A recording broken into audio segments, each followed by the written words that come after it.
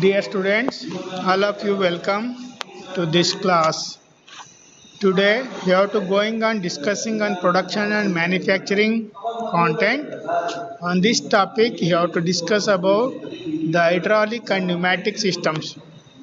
Here today, I will go to discuss about the application of pneumatics.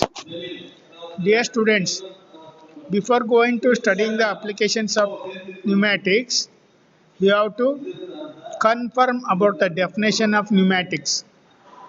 Pneumatic tells about the various applications of air.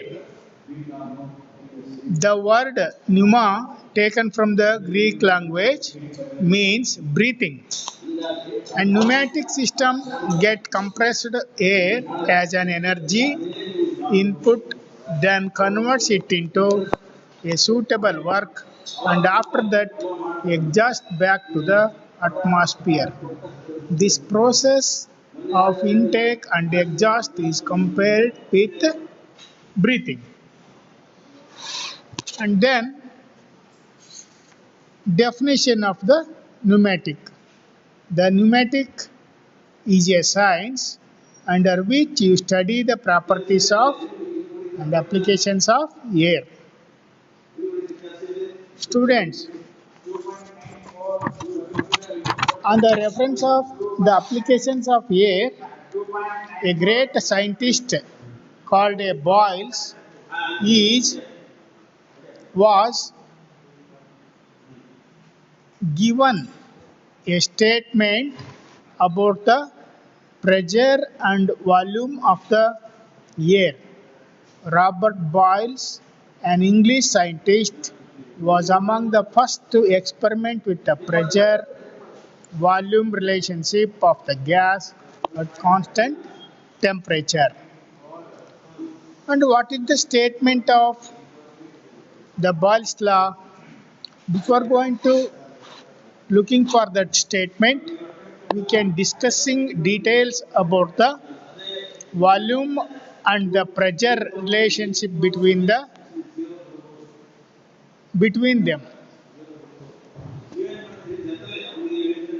For example, we can pass the air through the larger pipe area of the certain amount of air, acquire bigger volume with the less velocity and pressure. In case of 10 liters of air can passes through the smaller pipe per section, acquire small volume with the high velocity pressure. This all concept under constant temperature. Once again we discuss, for example, 10 liters of air can pass through the larger pipe at constant temperature. It will acquire the bigger volume with the less velocity and pressure. Say, that's why we can put the relationship between the volume and pressure is as P1 and V1. See this one example. In case of the same 10 liters of air can pass in smaller pipe cross section, acquires small volume and with a high velocity and pressure.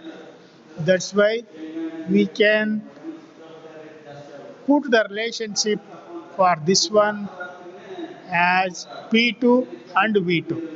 Here the volume and pressure of the same quantity of air is same. That's why Boyle's law states that when the given mass of a air or gas is compressed or expanded at a constant temperature, the absolute pressure of gas is inversely proportional to the volume of gas. Here the pressure of the air is always inversely proportional, because when the volume increases, pressure decreases. When the pressure increases, volume decreases.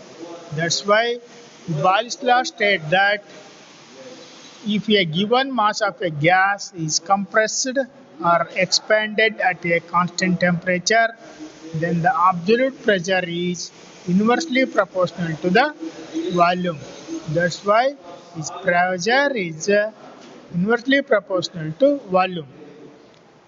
P is proportional to 1 by V. That's why PV equals constant. Therefore, always P1 V1 equals P2 V2.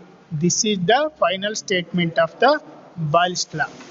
That's why this is very much useful in the applications of the industries and well-equipped pneumatic plants.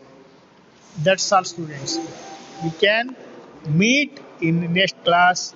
Thank you, students. Thank you.